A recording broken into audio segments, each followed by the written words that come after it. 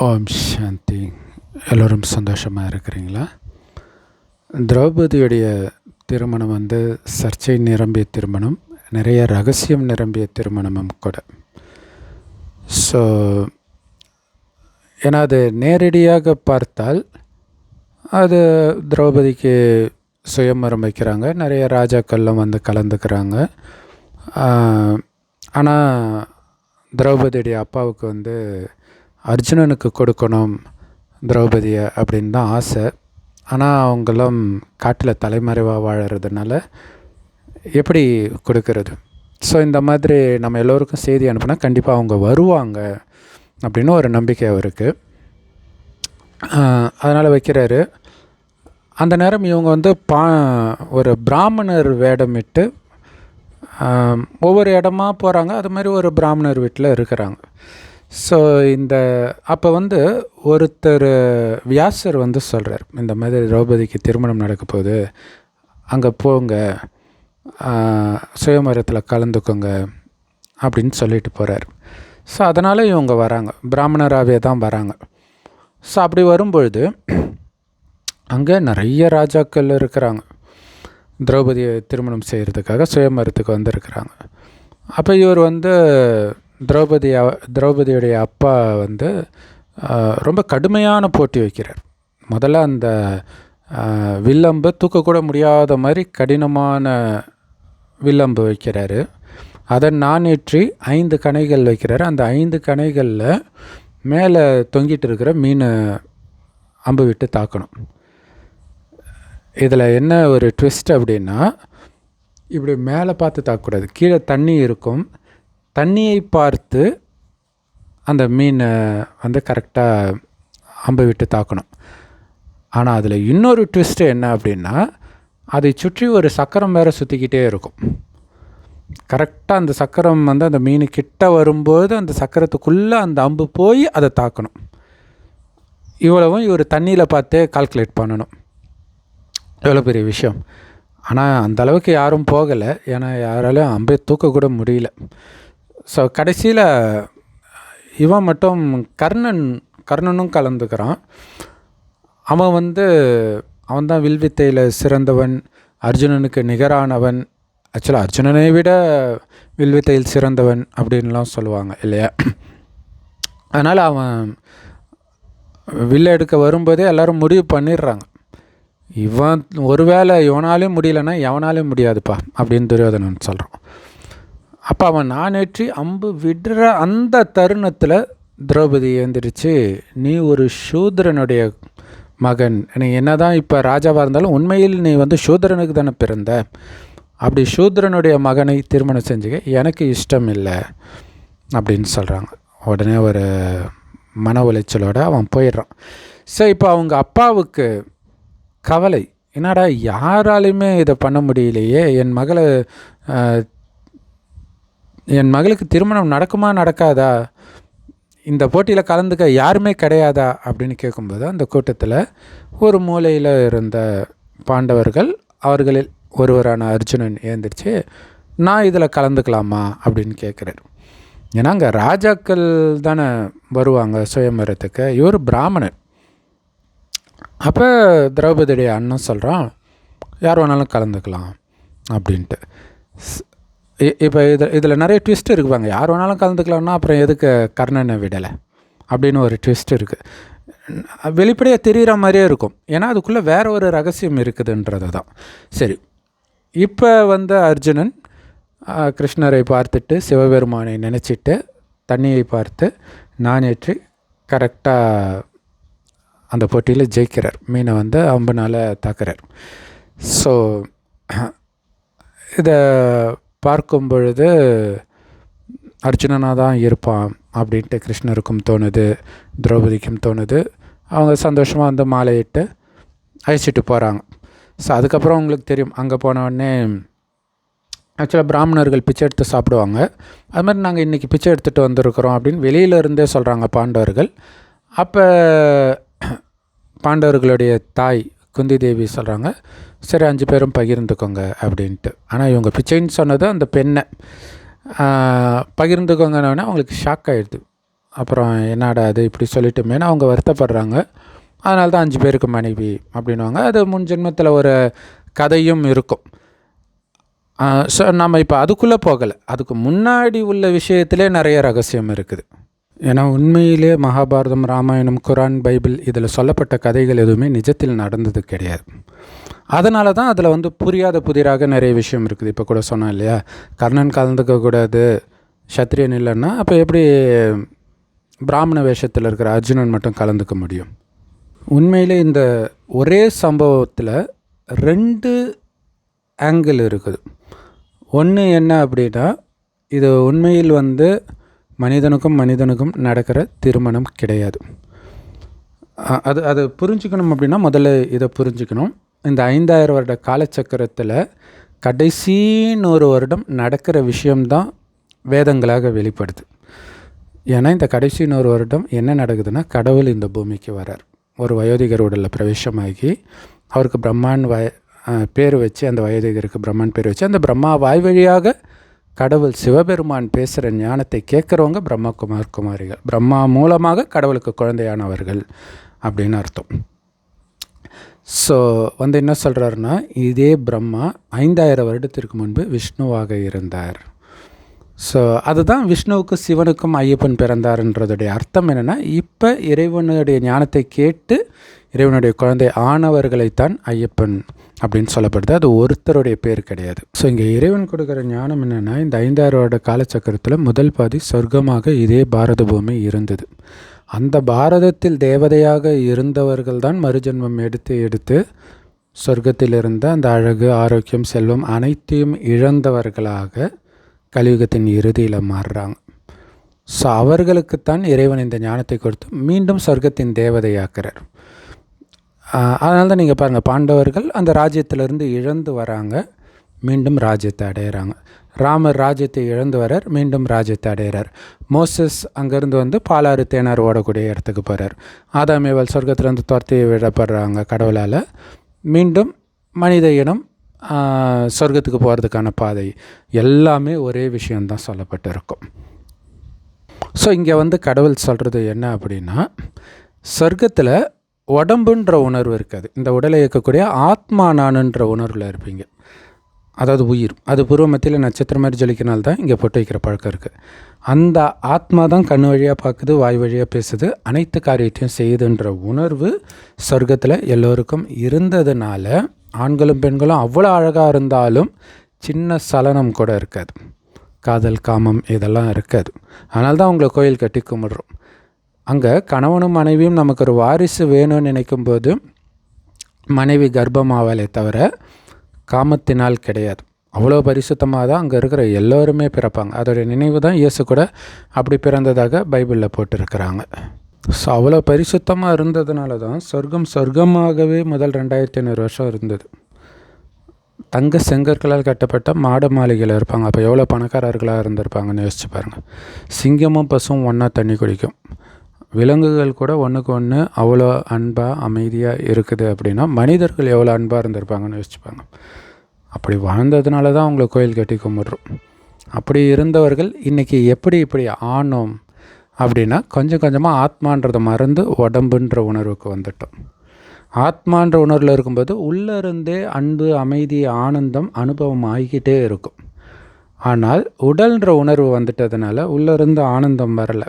அப்போ ஆனந்தத்தையும் அமைதியும் வெளியில் தேடுறோம் சிற்றின்பத்தின் மூலமாக. அது உங்களுக்கு துக்கம்தான் கொடுக்கும். ஸோ அப்படி காமம், கோபம், பற்று, பேராசை, அகங்காரம் இதெல்லாம் உடல் உணர்வுனால் வெளிப்பட ஆரம்பிக்குது. இந்த 5 விகாரங்கள் காமம், கோபம், பற்று, பேராசை, அகங்காரம் ஆணிடமும் இதே 5 விகாரம் பெண்ணிடமும் உள்ள இணைந்த ரூபம்தான் 10 தலை ராவணன். அவனுடைய பிடியில் தான் இன்றைக்கி எல்லோரும் சிக்கிட்டு இருக்கிறோம். மற்றபடி ராமாயணத்தில் சொன்ன மாதிரி 10 தலை தூக்கிட்டு எவனும் கிடையாது. சிம்பாலிக்காக அதை சொல்லப்பட்டிருக்குது, அவ்வளோதான். ஆத்மாக்களாகிய நாம தான் இப்போ சீதைகள். நம்மளை மீட்கிறதுக்காகத்தான் ராமராகிய சிவத்தந்தை வருகிறார். மற்றபடி திரேதாயுகத்தில் ராமர் இருப்பாங்க, அது கிடையாது. இங்கே கடவுளுடைய மகிமை தூக்கி அங்கே கிருஷ்ணருக்கு, ராமருக்கு, அங்கே இயேசுக்கு இப்படியெல்லாம் போட்டிருக்கிறாங்க. ஸோ இந்த உடல் உணர்வுகளால் 5 விகாரத்தினால நிறைய பாவம் செஞ்சதுனால தான் நம்ம செல்வம், ஆரோக்கியம், அழகு எல்லாத்தையும் இழந்துட்டோம். நிறைய இயற்கை சீற்றங்கள் இதெல்லாம் வருது. இப்போ இது துக்கமான உலகம்தான். இந்த உலகத்திலிருந்து மீட்கணும் அப்படின்னா ஆத்மா அழிவற்றது. எங்கேயோ ஒரு இடத்துல இருக்கணும். எங்கே இருக்கும்? எங்கேருந்து வந்துச்சோ அந்த இடத்துக்கே ஆத்மா போயிடும். இங்கே தான் இருந்துச்சு, இங்கே தான் கடவுளும் இருக்கிறார். இதை தான் பரந்தாமம் அல்லது பரலோகம்னு சொல்கிறோம், செம்பொன் நிறமான ஒளி உலகம். ஆனால் போகிறதுக்கு முன்னாடி சொர்க்கத்தில் இருந்த அதே குணத்தை எடுத்துகிட்டு போயிட்டிங்கன்னா சொர்க்கத்தில் பிறப்போம். ஏன்னா கலியுகம் அழிந்து மீண்டும் இந்த பூமி சொர்க்கமாகும். அதை எந்த அளவுக்கு எடுத்தீங்களோ அந்த அளவுக்கு சொர்க்கத்தின் ஆரம்பத்தில் வரீங்களா, நடுவில் வரீங்களா, லேட்டாக வரீங்களா, அல்லது நரகத்தின் தொடக்கத்தில் வரீங்களா, நடுவில் வரீங்களா, அல்லது லேட்டாக வரீங்களான்றதெல்லாம் உங்களுடைய குணம் எந்த அளவுக்கு கடைசியில் மாற்றிக்கிறீங்க இறைவனுடைய ஞானம் கிடைத்த பிறகு அப்படிங்கிறத பொறுத்து இருக்குது. ஸோ அதுக்கு நீங்கள் என்ன பண்ணணும்? அடிப்படை உடம்புன்றதை மறக்கணும். ஆனால் ஆத்மா சக்தி இல்லாமல் பலகீனமாக இருக்குது. அதனால தான் காமம், கோபம் பற்றி பேராசை, அகங்காரத்தில் விழுறாங்க. வீக்னஸ்னே சொல்லுவாங்க இல்லையா காமத்தை எல்லாம். ஸோ அப்போ இதிலேருந்து விடுபடணும் அப்படின்னா ஆத்மா பவர்ஃபுல்லாக ஆகணும். அதுக்கு சர்வ சக்திவான் சிவத்தந்தையை மட்டும் சதா நினைக்கணும். உங்களை ஆத்மானு உணர்ந்து நினைக்கணும். நான் ஆத்மா, என்னுடைய தந்தை சிவபரமாத்மா செம்பொன் நிறமான ஒளி உலகத்தில் நட்சத்திரம் மாதிரி இருக்கார். நானும் அங்கே தான் இருந்தேன், அங்கே தான் போக போகிறேன், அங்கே தான் இப்போ இருக்கிறன்ற உணர்வுலே இருங்கன்றார். உங்களை பொறுத்த வரைக்கும் கலியுகம் அழிஞ்சிடுச்சு, அப்படி புரிஞ்சுக்கோங்கன்ற. எப்படி ஒரு மனைவிக்கு கணவன் தான் உலகமே, அந்த மாதிரி இறைவன் தான் உலகமாக உங்களுக்கு இருக்கணுன்ற. அப்படின்னா என்ன அர்த்தம்? நாம் தான் இந்த பார்வதி தேவிகள். பார்வதிக்கு உடம்பு இருக்கும், சிவனுக்கு உடம்பு இருக்காது. ஆனால் ஜோடி ஒரே மாதிரி தானே இருக்கும். அதுக்கு தான் கடவுள் சொல்கிறார், என்ன மாதிரி நீங்களும் ஆத்ம ரூபத்தில் வாங்க. ஏன்னா இறைவனுக்கு உடம்பு கிடையாது, தாயின் கர்ப்பத்தில் பிறக்கிறது கிடையாது. கடைசி நேரத்தில் கூட ஒரு வயோதிகர் உடலில் தான் வர. அவருடைய நினைவு தான் அந்த நந்தி வாகனத்தில் சிவன் வராருன்னு சொல்கிறது. அப்போ அவரை மாதிரியே உடல் உணர்வை மறந்து ஆத்ம உணர்வில் இருக்கணும். ஸோ ஒரு மனைவி தன்னுடைய கணவனுக்கு இன்னொரு மனைவியை தேடி கொடுப்பாளா? சாத்தியமா? ஆனால் இங்கே அதான் நடக்குது. பாண்டவர்கள்னால் யார்? கிருஷ்ணர் சொல்கிற வழிபடி நடக்கிறவங்கன்னு அர்த்தம். கிருஷ்ணர், நான் ஏற்கனவே சொன்ன மாதிரி சிவனுடைய மகிமையை கிருஷ்ணருக்கு போட்டுட்டாங்க. அப்போ சிவனுடைய வழிபடி நடப்பவர்கள் பாண்டவர்கள். ஸோ இறைவன் கொடுக்குற ஞானம் முரளின்னு சொல்லுவோம். எல்லா பிரம்மகுமாரிகள் ராஜயோக தியான நிலையத்திலும் முற்றிலும் இலவசமாக கிடைக்குது. யூடியூப் வெப்சைட்ஸ்லேயும் இருக்குது. அதோடைய லிங்க் இந்த வீடியோக்கு டிஸ்கிரிப்ஷனில் கொடுக்குறோம். அவசியம் பார்த்து பயன்பெறுங்கள். ஸோ அப்போ நான் கடவுளுக்கு மனைவி ஆயிட்டேன். இப்போ இந்த ஞானத்தை மற்றவர்களுக்கு கொடுக்கறதன் மூலம் அவர்களையும் கடவுளுக்கு மனைவியாக ஆக்கிறேன். ஸோ அங்கே பஞ்ச பாண்டவர்கள் அத்தனை பேருமே கடவுளுக்கு மனைவி தான். பாண்டவர்கள்னாலே அதான் அர்த்தம். அது ஆணாக இருந்தாலும் சரி, பெண்ணாக இருந்தாலும் சரி. பாண்டவர்கள் அப்படின்னா வழிகாட்டிகள்னு அர்த்தம். இறைவன் நமக்கு வழிகாட்டுறார், அதை மற்றவர்களுக்கு நம்ம சொல்கிறோம். அப்போ உண்மையிலே அங்கே போய் சுயம்பரம், அது யாருக்கு நடக்கிற சுயம்பரம்னா சிவபெருமானுக்கு நடக்கிற சுயம்பரம். அங்கே கலந்துக்கிற அத்தனை ராஜாக்களும் யாருன்னா ஏற்கனவே இந்த ஞானத்தை எடுத்தவர்கள். ஏன்னா அதை பற்றி அப்புறம் சொல்கிறேன். ஸோ இந்த ஞானத்தை கொடுக்கணும் இல்லையா? யார் கொடுப்பதற்கு தகுதியானவர்? இந்த ஞானம் பக்காவாக தெரிஞ்சிருக்கணும். ஆனால் அதை விட முக்கியமான ஒரு விஷயம் இருக்குது, அந்த ஞானத்தின் சொரூபமாக அவங்க இருக்கணும். ஏன்னா இந்த ஞானத்துடைய சாரமே உங்களை ஆத்மான்னு உணர்ந்து பரமாத்மாவை நினைக்கணுன்றதான். அப்போ ஆத்ம உணர்வில் இருந்து பரமாத்மா நினைவில் இருந்து இந்த ஞானத்தை கொடுக்கும்போது தான் அது போய் அந்த அம்புன்றது ஞான அம்பு, அது போய் தைக்கும் இதயத்தை, இல்லைன்னா தைக்காது. ஸோ மற்றவர்களால் அது முடியல. அப்போ இதில் ரொம்ப ஃபேமஸாக இருக்கிறது யாருன்னா அர்ஜுனன் தான். இப்போ கர்ணனுக்கும் ஞானம் பக்காவாக இருக்கும். ஆனால் இந்த ஞானத்தின் சொரூபமாக அவன் இருக்கிறானா கிடையாது. ஏன்னா இந்த ஞானத்துடைய ஒரு பாயிண்ட்டு தேக உணர்வில் இருக்கக்கூடாது. இந்த ஞானத்தின்படி நடக்காதவர்கள்கிட்ட இருந்து விலகி இருக்கணும். ஆனால் அவன் தவறான பாதையில் நடக்கக்கூடிய துரியோதனன் பக்கம் சேர்ந்துடுறான். ஸோ அப்போ அந்த சொல்லக்கூடிய ஞானத்தை அவன் ஃபாலோ பண்ணலை. அப்போ ஃபாலோ பண்ணாதவர்கள் இந்த ஞானத்தை கொடுக்க முடியாது. அப்போ அதே அது இப்போ அர்ஜுனன் வந்து இன்னொரு விஷயத்தில் வச்சா உங்களுக்கு புரியும். யார் சிறந்த வில்வித்தை வீரன்? அது என்ன அர்ஜுனனை மட்டும் எந்த நேரமும் புகழ்ந்து பேசுகிறீங்க அப்படின்ட்டு அர்ஜுனனுடைய குரு துரோணாச்சாரியருடைய மகன் கேட்குறான், அஸ்வத்தாமன் கேட்குறான். சரி, நியாயமான கேள்விதான்ட்டு அடுத்த நாள் என்ன பண்ணுறாரு, எல்லோரையும் கூப்பிட்டு போட்டி வைக்கிறார். மரத்து மேலே இருக்கக்கூடிய ஒரு புறாவை வந்து அம்பால் வீழ்த்தணும். ஸோ அப்போ எல்லோரும் ஒவ்வொருத்தராக கூப்பிடும்பொழுது அம்பு எய்ம் பண்ண உடனே உங்களுக்கு என்ன தெரியுதுன்னு கேட்குறாரு. ஒருத்தர் சொல்கிறாங்க, எனக்கு நீங்களாம் தெரியுறீங்க, மரம் தெரியுது, கிளை தெரியுது, இப்படி சொல்லுவாங்க. சரி நீங்கள் போங்க. அதுமாதிரி ஒவ்வொருத்தராக கேட்கும்போது நீங்கள் தெரியுறீங்க, ஒரு சிலர் வெறும் மரம் மட்டும் தெரியுதுன்னுவாங்க, ஒரு சிலர் கிளை மட்டும் தெரியுதுன்றாங்க, கிளை மேலே புறா இருக்கிறது தெரியுதுன்றாங்க. இந்த மாதிரிலாம் அர்ஜுனனை கூப்பிட்றாங்க கடைசியாக. அப்போ அர்ஜுனனை கேட்கும்போது, உனக்கு என்ன தெரியுது அர்ஜுனா? எனக்கு அந்த புறாவுடைய கண்ணில் இருக்கிற அந்த கண்மணி சொல்கிறேன் பாருங்கள், ஒரு சின்ன புள்ளி, அது மட்டும்தான் தெரியுதுன்னுவார். அப்படின்னா என்ன அர்த்தம்னா, வெளி உலக விஷயங்கள் எதுவும் இல்லாமல் ஆத்மாவில் கவனம் இருக்குது. அதை பார்த்து அம்பு விடுறதுல அவன் கெட்டிக்காரன்னு அர்த்தம். ஸ்தூல அம்பு கிடையாது, அதை புரிஞ்சுக்கணும். ஸ்தூல அம்பு விடுறதை வந்து ஒரு மகிமைக்குரிய விஷயமாக நம்ம நினைப்போமா? ஆக்சுவலாக இதே அம்பு விடுற விஷயங்கள் பைபிள்லேயும் வரும். எல்லாமே இதே அர்த்தம் தான். இந்த ஞான அம்புன்னு வச்சு நீங்கள் பார்க்கும்போது தான் உங்களுக்கு புரியும். ஸோ ஞான அம்பு விடுறாரு, உடனே திரௌபதி பலியாகிறாங்க. யோசிச்சு பாருங்கள். இல்லாட்டினா ஒரு ராஜா தன்னுடைய மகளை ராஜ்யத்தை இழந்து ஒரு பிச்சைக்கார மாதிரி தலைமறைவாக வாழறவங்க கிட்ட போய் தன்னுடைய பொண்ணை கொடுப்பாங்களா? யோசிச்சு பாருங்கள். ஸோ அப்போ இங்கே நடக்கிறது என்னென்னா, இங்கே பிச்சைக்காரர்களாக இருக்கிறாங்கன்னா என்ன அர்த்தம்? இறைவனுடைய நினைவில் இந்த உலகமே இது கிடையாது, நம்மளை பொறுத்த வரைக்கும் உலகம் அழிஞ்சிடுச்சு இல்லையா, சொர்க்கத்திற்கு நாம் தயாராகிட்டு இருக்கிறோம். ஸோ அவங்க அப்படியே யாத்திரை போகிறாங்க காட்டு வழியாக. ராமரும் அப்படி தான் போகிறாரு, பாண்டவர்களும் அப்படி தான் போகிறாங்க, மோசஸும் அப்படி தான் போகிறார்.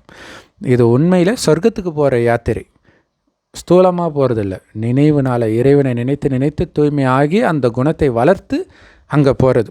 ஸோ அப்படி திரௌபதி பலியாகிறாங்க.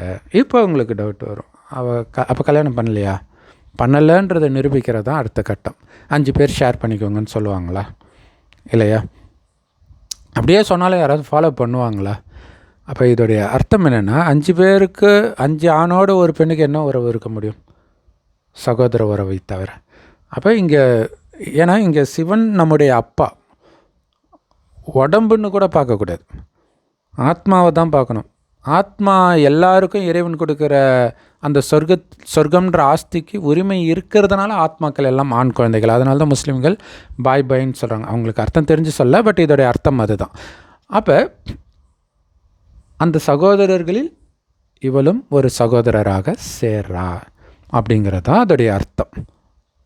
இது ஒரு ஆங்கிள், இதுவும் உண்மை. இது இல்லாமல் இன்னொரு உண்மையும் இருக்குது. இதே கதையை இன்னொரு ஆங்கிளில் பார்க்கும்போது அது என்னன்னா,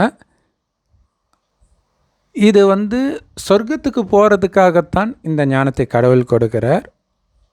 நாமளும் இந்த ஞானத்தை மற்றவர்களுக்கு கொடுத்து நம்ம சகோதரர்கள்லாம் வாங்க சொர்க்கத்துக்குன்றோம். ஸோ இதுதான் நோவாவின் பேழைன்ட்டு பைபிள் குரானில் எல்லோரும் வாங்க உலகம் அழிய போகுது, வாங்க இதில் ஏறுங்கன்றது. உலகம் அழிய போகும்போது இவர் ஏறிக்கிட்டால் மட்டும் தப்பிச்சிடுவாரா? ஸோ அதோடைய அர்த்தம் என்ன அப்படின்னா, இந்த உலகம் அழிய போது சொர்க்கமாக மாறப்போகுது, அதுக்கு நீங்கள் இந்த உலகத்தின் பழக்க வழக்கத்திலிருந்து விலகி இறைவனுடைய வழிபடி நடங்க. பழக்க வழக்கத்திலிருந்து விலகி இருக்கிறது ஒரு பாக்ஸுக்குள்ளே போய் இருக்கிறதுன்னு அர்த்தம் கிடையாது.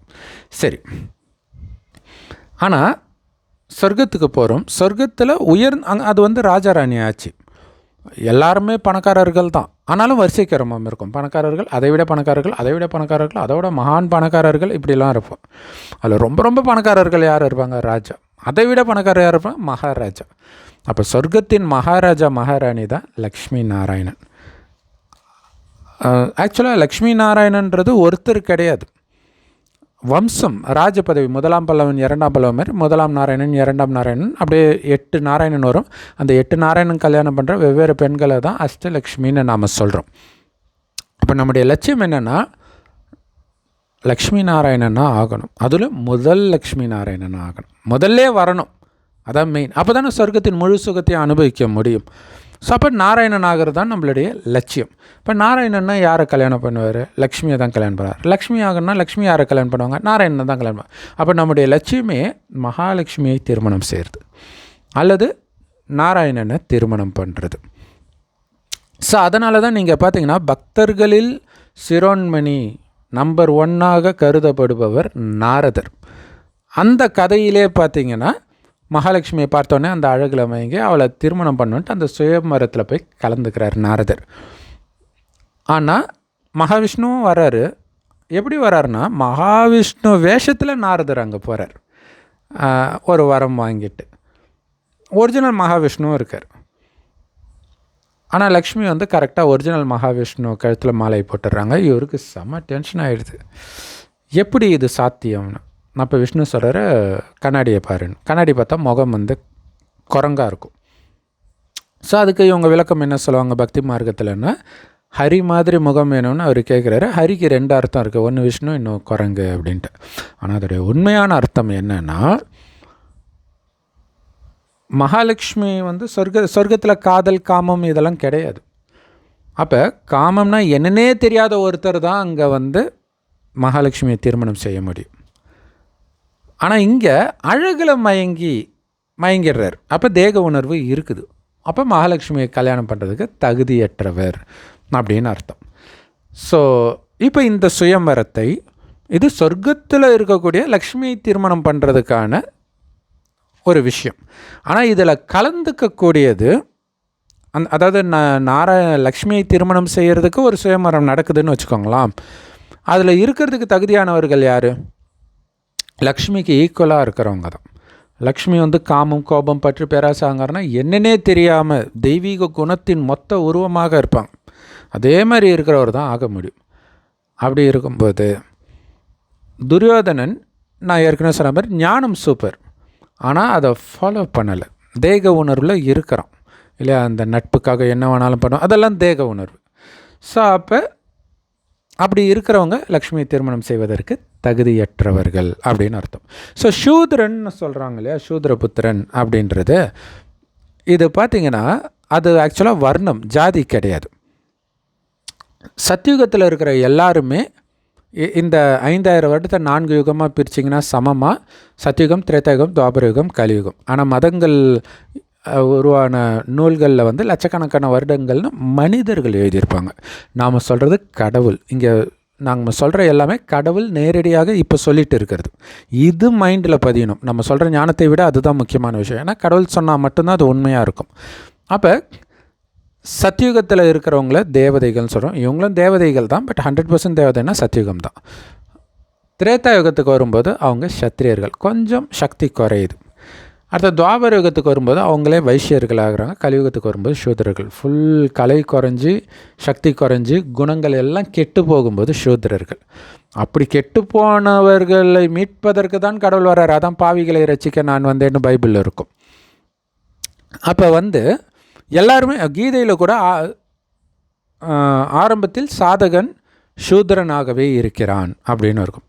சூத்ரன்லேருந்து இப்போ பிராமணன் ஆகிறோம். பிராமணன்னா ஒன்றும் இல்லை, இறைவன் ஒரு வயோதிகர் உடல் வர்றார். அந்த வயோதிகருக்கு பிரம்மான் பேர் வைக்கிறாரா? அந்த பிரம்மா வாய் வழியாக இந்த ஞானத்தை யார் கேட்குறாங்களோ அவங்க தான் பிராமணர்கள், பிரம்மா குமார் குமாரிகள். நீங்கள் வேதத்தில் பார்த்தீங்கன்னா பிராமணன்னா பிரம்மாவின் வாய் வழியாக பிறந்தவர்கள்னே இருக்கும். அது அந்த பிராமணர்கள் கிடையாது, அவங்க கர்ப்பத்தின் மூலமாக தான் பிறக்கிறாங்க இல்லையா? இப்போ இந்த ஞானத்தை கேட்டவுடன் ஒரு ஜென்மம் எடுக்கிறோம். அதோடைய நினைவு தான் அங்கேயும் ஞான ஸ்நானம்னு கிறிஸ்தவர்களும் சொல்லுவாங்க.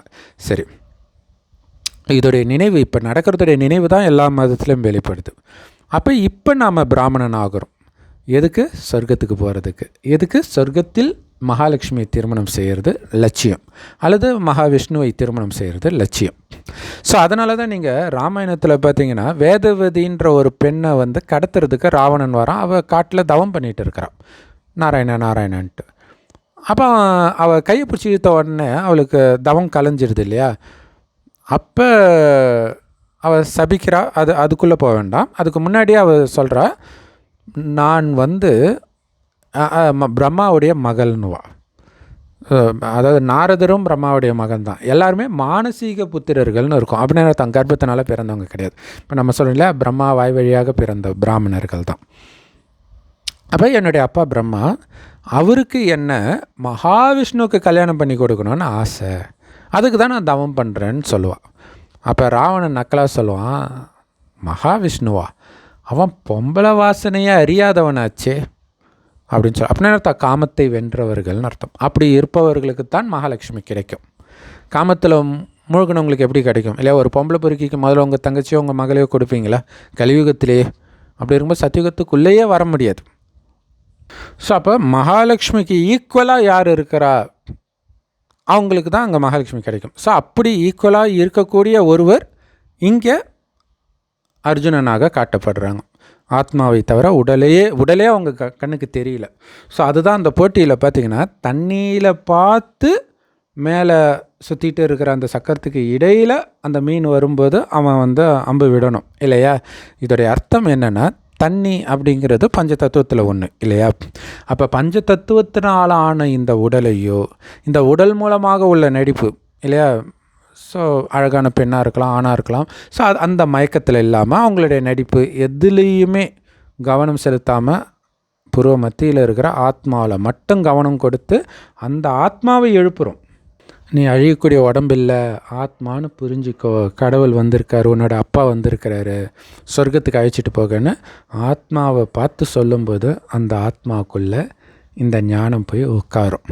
ஸோ அதைத்தான் அர்ஜுனன் பண்ணுறார்.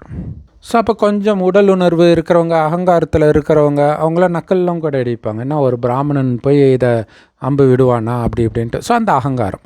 ஸோ இதெல்லாம் இருக்கிறவங்களால் மகாலட்சுமி திருமணம் செஞ்சிக்க முடியல அப்படிங்கிறதான் இதோடைய ரகசியம். ஓம் சாந்தி. தேங்க்ஸ் ஃபார் வாட்சிங். இன்னும் நிறைய ரகசியங்கள் மகாபாரதம், ராமாயணம், பைபிள், குரான் இதெல்லாம் இந்த சேனல்லையும் மற்ற சேனல்லையும் நம்ம சொல்லிட்டு தான் இருக்கிறோம். ஸோ அதை பார்க்குறவங்கள எண்ணிக்கை கம்மியாக தான் இருக்கும். ஏன்னா சொர்க்கத்துக்கு வரவங்களும் கம்மியாக தான் இருப்பாங்க. இவ்வளோ நேரம் இந்த வீடியோ நீங்கள் பார்க்குறீங்கன்னா கண்டிப்பாக சொர்க்கத்தில் வந்த தேவதைகளாக தான் இருப்பீங்க. ஆனால் நம்ம வந்தால் மட்டும் போதாது, மற்றவர்களும் வரணும் இல்லையா? ஸோ உங்களுக்கு தெரிஞ்ச சகோதர சகோதரிகள், நண்பர்கள், உறவினர்கள் எல்லோரும் வராங்களா இல்லையோ அவங்களுக்கு இந்த ஞானத்தை கொடுக்க வேண்டியது நம்மளுடைய கடமை. ஸோ அவசியம் ஷேர் பண்ணுங்கள். ஓம் சாந்தி. தேங்க்ஸ் ஃபார் வாட்சிங். ஸோ இறைவன் கொடுக்குற ஞானம் முரளின்னு சொல்கிறோம். எல்லா பிரம்மகுமாரிகள் ராஜயோக தியான நிலையத்திலும் இருக்குது. யூடியூப் வெப்சைட்ஸில் இருக்குது. அதோட லிங்க் இந்த வீடியோக்கு டிஸ்கிரிப்ஷனில் கொடுக்குறோம். அவசியம் பார்த்து பயன்பெறுங்கள். ஓம் சாந்தி.